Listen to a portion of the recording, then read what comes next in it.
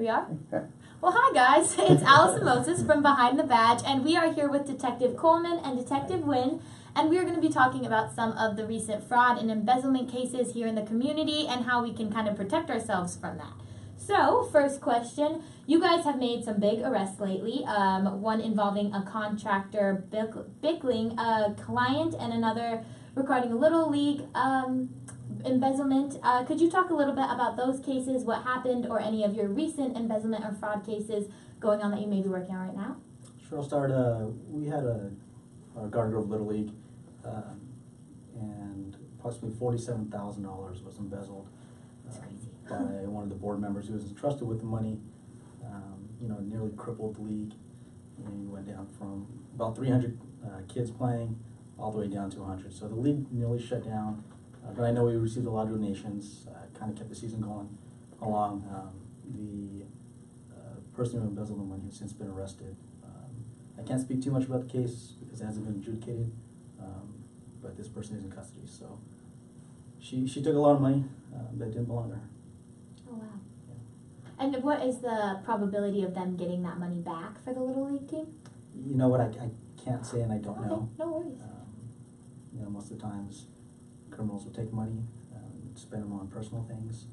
And I can't really say whether people get paid back or not. Okay. It really varies from case to case, but there is a victim restitution fund that's set up. So anytime somebody commits a crime, they have to pay into this victim restitution fund, which is used to reimburse victims of crimes when the suspect can't pay them back. Oh, wow. Okay. And that's not across the board for every case, but it does happen. Okay, so that might be helping go to the Little League. Hopefully. Wonderful. Okay, and could you talk a little bit about the ex-contractor that committed fraud? Sure. Yeah, we had a contractor named Robert Trin. This gentleman was using some predatory marketing practices. He was going around as a door-to-door salesman, specifically targeting older people. He found two victims in the Cedar Garden Grove. It was a husband and wife. They were in their late 70s, early 80s. He basically convinced them that they needed to do renovations on their home and to take out a second line of credit on their home to pay for the renovations. So after he convinced them to do that, this type of loan that he took out is called a hero loan, which basically allows money to be taken out of the home, but the work has to be approved by the homeowner before the contractor is actually paid for the work. The homeowner obviously didn't approve of the work because the work was never really completed, and that was part of the scam. Was he did some really shoddy work that made it look like he was doing something, but he wasn't actually doing the work. So what he did is he forged the victim's signatures on this completion certificate, which caused the loan to be pushed through, which caused his company to be paid. And then he took that money to himself? Yes, I believe so. Okay, wow. And is he arrested now? Is he going through a trial? Yes, he's currently out on bail. His contractor's license has been revoked by the CSLB, and he is pending trial in that case. Okay. So how can we, I guess, protect our elderly and loved ones from things like that? What are some signs that you think we could watch out for in situations like that? I mean, I would just say get involved in their lives. Absolutely. Yeah, a lot of people don't stay involved with their elderly, whether it's their parents, their aunts, uncles, loved ones, and this is when the predators step in, and they specifically target people that don't have anybody around to watch them. So if you're involved in somebody's life, if it's your grandma or grandpa, and all of a sudden some guy or gal shows up and gets really interested in them in a short period of time, starts building trust with them, there's a good chance that there's a con game setting up. Okay, yeah, so. And I think it's not just people, relatives and stuff tend to kind of concentrate on outwardly appearance if the health is deteriorating and it's obvious people are elderly people are getting sick. They'll tend to take care of that, but on the next level they have financial problems that that they need help with. Mm-hmm. And so a lot of elderly people are very trusting, and that could become a potential problem. Like Detective Coleman said, it's all about being involved, and I think when you have more involvement from sons, daughters, or just anyone, family members, looking out for them, it's a lot easier to catch potential problems before they arise. Be involved, be aware. Be involved, be aware. Yeah, absolutely. I love that. And did you want to talk about your UVSA case that you're working on right now? Sure. This case is approximately 2 years old, and the arrest has been made.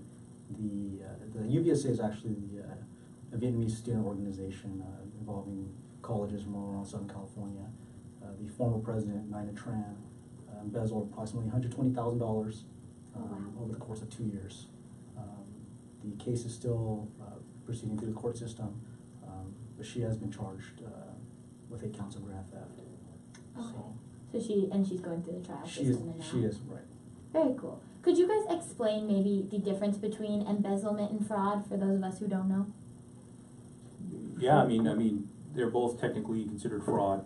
Embezzlement really involves trust. So when somebody's entrusted with money, whether it be through a job or what have you, or they're a member of a nonprofit organization, and they actually use the money that's supposed to be used for the business or the nonprofit, and they pocket the money. And fraud is kind of just an overarching term that we use to describe the work we do in our unit. And fraud is typically any type of money that's obtained through some sort of trickery, forgery, something like to that effect. Okay, I love that. And if you guys have any questions, please comment on the video or below the video in the comments section, and we will get to reading them soon. We'll keep going on. How many people in Garden Grove report getting ripped off or scammed every year? Do you guys have a rough estimate? I don't have an exact number. Hard to say. Does it happen often? I would say, yeah. I think a lot of times people are victims and they don't know they're victims until it's kind of too late. People are getting their mail stolen straight out of their mailboxes. Oh, wow. Crooks are just coming up with new schemes every single day. Cybercrime's huge. Opening up credit cards and saying your name, someone will steal your mail, and next thing you know, they're racking up charges at the mall, and you don't even know until you get a bill a month later, and next thing you know, you have a bill for $5,000. And it's hard to say an exact number, and I wouldn't just say it's limited to Garden Grove. It's worldwide. Mm-hmm. We'll get victims from Garden Grove who are being tricked and defrauded by criminals in Nigeria or in Canada or wherever in the United States. Mm-hmm. Could be the next city over. So it's hard to say exactly. We're facing problems that police departments and citizens are facing worldwide. And how is social media, you kind of mentioned it, how is social media affecting the fraud and embezzlement world now and cyber attacking and everything? Social media is huge. It's involved in everything. I mean, most of the viewers are probably aware of the term catfishing. So catfishing is a way that trust can be built. So anytime you have somebody who can build trust with you, that person can defraud you. You basically let down your walls, you let that person in, you reveal some intimate secrets about yourself or your checking account, and then they'll jump right in and get your money. So people will pose as somebody else on social media, and then they will use that to gain trust with you or getting in with you. And they'll get your information. So a lot of bank accounts they'll ask you some security questions. What is the name of your pet? Well, what is your best friend's last name? Things like this, or what is your maiden name? You can find all these things out very easily about someone on social media. And we as investigators use social media a lot. It's one of our resources to find crooks because people put so much of themselves out online. And one tip that I hope people take away is that they limit what they put on social media and how much they choose to put out there, because it's very dangerous. Yeah, I never even think about the security questions that you answer that you can just easily find on like a Facebook account or something. Yep, your passwords, people typically will do derivatives of their kid's last name or their kid's first name or something to that effect, and crooks pick up on that stuff really easily. And if you're a con artist, that's kind of how your mind works. Yep, absolutely. Crazy. So those are like examples of complete strangers. How often is it that the person that is getting ripped off knows the person that is becoming the predator? Or how often is it, like in the Little League case, it was a mother that was, I think, had a child on the Little League team and they all knew the mom. So how often do you guys find it that it's not a complete stranger? Quite often, actually. I'd say more often than not, it's a complete stranger. But we will get the cases where, it is a son or a relative who, you know, kind of same thing with the embezzlement thing, where they trust them and they'll leave the personal identifying information out. Easier to build trust. Right. When you know 'em. Right, absolutely. So we'll have, you know, the cases we'll come across where, you know, say son or daughter's a criminal, and they'll be over at the parents' house, and they kind of have free reign in the house, and they'll find all the information that they need to open up credit profiles, purchase goods online. So it does happen. You know, it's a shame that, you know, family members are ripping off other family members.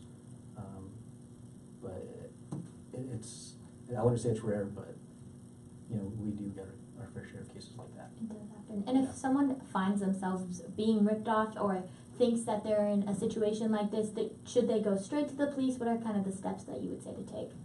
Yeah, I mean, the police do need to know what's going on.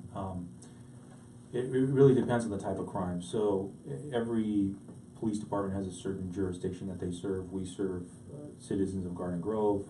We're police officers sworn to enforce the law anywhere in the state, just like any other cop in California. However, if a crime is committed in a certain jurisdiction in Orange County, for instance, that crime would have to be tried in Orange County. A lot of times with fraud and cybercrime, it's difficult because it's interjurisdictional. You're talking about interstate, international type of crimes. So it's really tough for us to start unraveling that sweater, if you will. So what I encourage people to do when they've been a victim of cybercrime is to go on the FBI's website. They have, I believe it's ic3.gov, and you can report a cybercrime to the FBI when it's more of an international, interstate crime. Also, you can file a report with us at the Garden Grove Police Department, and we'll make sure it gets to the proper authority where it's investigated. But it's tough to investigate these crimes because, again, they span different jurisdictions, and if they believe they've been a victim of the crime, they need to start checking their credit. They need to look for any accounts that have been opened and make a police report. But in my opinion, more importantly, is you have to stop the loss. It's like a sinking ship. You've got to take care of your credit first. And how often do you suggest I check my credit scores?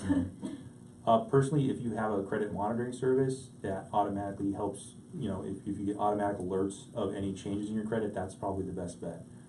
Personally, I have my credit cards linked up to my smartphone, so anytime a credit card purchase is made, I know about it. So that way somebody's not in Las Vegas shopping at Tiffany's with my credit card. Well, I hope Hopefully. that wouldn't happen, yeah. Very cool. Thank you guys for that very insightful step-by-step. I hope this never happens to any of us, but if it does, we have some good insight about it.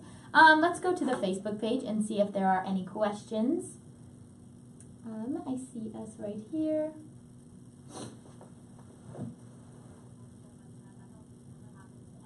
Oh, people say hello and hi. Hello. Hello, everyone. I don't see any questions yet, so we will keep going with ours. Okay. What is the craziest scam out there that you guys think you've seen today? Kind of a tough question. Yeah. I don't know about the craziest, but one that's very common is, you know, people will receive phone calls, you know, from people claiming to be from Southern California Edison or the gas company or some utility company, or claiming to be a police officer from another jurisdiction saying that you owe us money.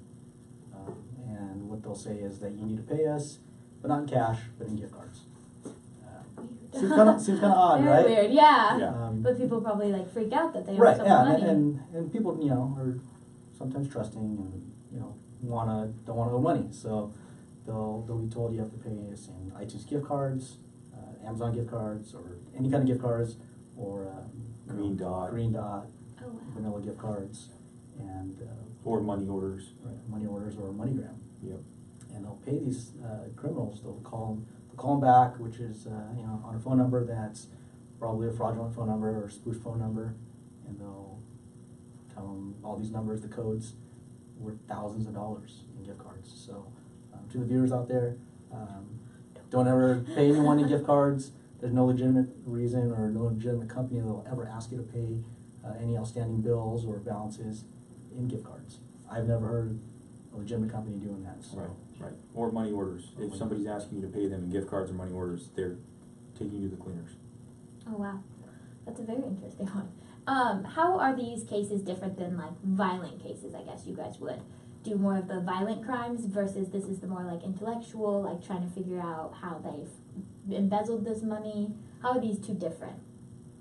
Well, I mean, both of them are crimes, you know. People think fraud is really complicated and different than violent crimes, but really it's just like any other crime. There's a victim, there's a suspect, and there's a modus operandi. So they facilitate the crime somehow, and it's our job to figure it out. A lot of times in our case, there's a record, which makes it actually easier than catching a violent criminal. If a violent crime isn't caught on tape, the only evidence you have is maybe blood or hair follicles or clothing, and you have people's statements, and that's the evidence you're limited to. But a lot of times for us in the digital age, there's footprints everywhere you go. So everywhere you go, you're leaving a little bit of yourself behind, whether it's through cookies on the website or it's usernames, passwords, logins, all your bank information, all that stuff is available for us if we need it. We write a ton of search warrants for information like that, and we get information like that, and we get convictions out of it. Oh wow, that's very interesting. So you would almost say they're almost easier sometimes to solve because of the web, but not. It's yeah. a lot of work. Yeah, it's a lot of work. Each case is kind of splinters off, and it can just keep going and going and going. But the evidence is there. It's always there, for the most part. Good. That gives me hope that Yeah. it'll be there and we'll get it solved. Let's double check the Facebook again. Thank you guys for watching. Oh, still the hellos. Jenny Smith and F, I think pronounced F White, say hello. Still, that's very good. All right, is there anything else that you guys would have, any tips of how to protect ourselves, any last minute things to look for in people? Honestly, last minute tip I would have to recommend to people is, I think the number one crime we come up against in our unit is the basic, I call it basic identity theft crime, where somebody has skimmed your credit card information or your debit card information from an illegal skimming device. So these people install these at a gas station or at any place you can stick your card in an ATM. I always think about that. I'm just worried. Oh, we have a question. Oh, okay. Okay. Do you think the penalties for so-called white-collar crimes are fair when compared to violent offenses? Oh. We'll let T give his opinion. It's obviously every case is different, and penalties for every crime are different. But as far as these fraud crimes we're investigating, as opposed to say violent crimes, I think things like Prop 47 have really kind of changed the landscape in law enforcement, where I believe the criminals should be getting more time out of these cases, and we have a hard enough job as it is, and trying to keep our streets safe, and seeing some of the penalties they're getting, it can be frustrating at times, knowing that people are being ripped off, and as people who have been victims of identity theft, it kind of doesn't stop for a while.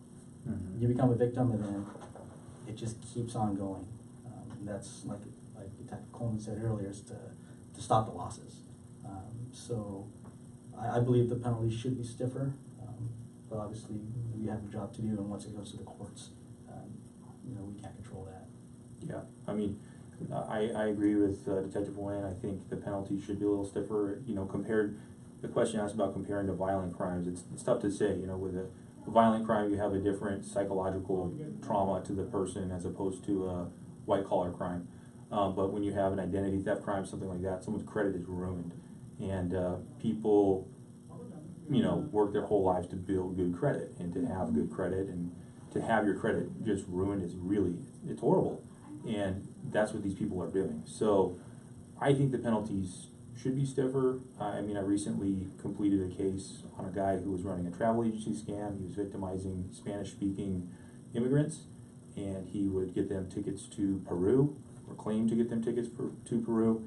And what he was doing was, as soon as they showed up to the airport, the tickets were no good. So they weren't able to go on their trip. And then he would kind of bounce the money to the next client, to the next client, to the next client, sort of like a mini Ponzi scheme. and he ended up getting away with, I think, $123,000 on that Wow. case. And just for some reference, he was sentenced to a year in jail, which included about 7 months of time served. And then he was also sentenced to pay $123,000 in restitution. So you're looking at somebody stealing $123,000, they spend a year in jail. Whether or not that's fair, that's, in my opinion, I think it's a little light, but And you're affecting multiple families at that point. Sure. And it Yeah. kind of affects them for the rest of their life, you know, like you said. Right. You build your credit score for the rest of your life, and then it just plummets. You kind of have to build it back up again. Yep. And Yep. build up those relationships and everything. Mhm. It's incredible. What were you saying about the last minute tip of putting cards in machines and Yeah. gas stations and things? Yeah, so skimmers, a big scam is these organized crime groups will install skimmers on gas pumps and particularly ATMs. I've been seeing them pop up in liquor stores and stuff. What they'll do is they'll install a device that's hooked up to Bluetooth, and so when you slide your card, it captures the code that's encoded on your magnetic strip on your card. And then the crooks will create a counterfeit card with that card, and then go use your card. So if you see some charges in a city you don't live in on your ATM card, that's exactly what happened, is your card got skimmed. So what I recommend to people is, number one, I never pay for gas with a debit card. Always use a credit card. These guys target gas pumps because they're busy and they like to install them in gas pumps. So I'll always pay with a credit card, and I always go into the clerk and I pay at the machine because it's harder for them to install a skimmer at the machine. I personally try not to use my debit card for anything because it's linked to my real money. I like to keep a revolving 0% interest credit card open to use for my purchases, which I pay off with my real money later. So that way, if it is compromised, it's easier to get reimbursement from a credit card company on their credit instead of your actual cash, which can get That's drained. gone, yeah. Yeah, and a lot of times people's debit accounts are linked to their checking and their savings, and then basically all your hard-earned money goes out the door if you have a good crook that knows what they're doing, and you're dealing with a bank that isn't quite savvy on that stuff. Okay. Do you have any last minute tips you would like to enlighten us with? To be on top of your credit. Constantly checking all of your checking savings accounts. You know, we'll get reports sometimes where people just say, you know, I haven't checked my accounts, you know, in months. And so I started looking through it, and I noticed all these charges, and now I want to make a report. I think it's important to check it, you know, every day, if not every day, then at least every other day, because you have to be on top of your finances, because you don't know when you can become a victim. You know, it could happen to any of us. Someone could be stealing our credit right now. Oh, that's terrifying. Well, I learned a lot today. Check my credit score. Don't use the gas pump. Don't use debit cards at gas pumps. Very fun. Thank you guys so much for coming in. I'm gonna check Facebook actually one more time just to Okay. make sure there's no questions. You never know. It's weird looking at ourselves. Yeah, that's why I'm not looking. Yeah, I'm not gonna do it. I can't look. Yeah. I can hear myself talking. I don't see any questions. I think we are good to go with that. So thank you guys so much for coming Sure, in no and problem, talking sure. to us and enlightening us about fraud and embezzlement and the ways we can stay away from it. Check out BehindTheBadgeOC.com for all the article on the Little League and the ex-contractor, and we probably are about to do more stories on the other stories they mentioned. So thank you guys so much, and tune in next time we do this.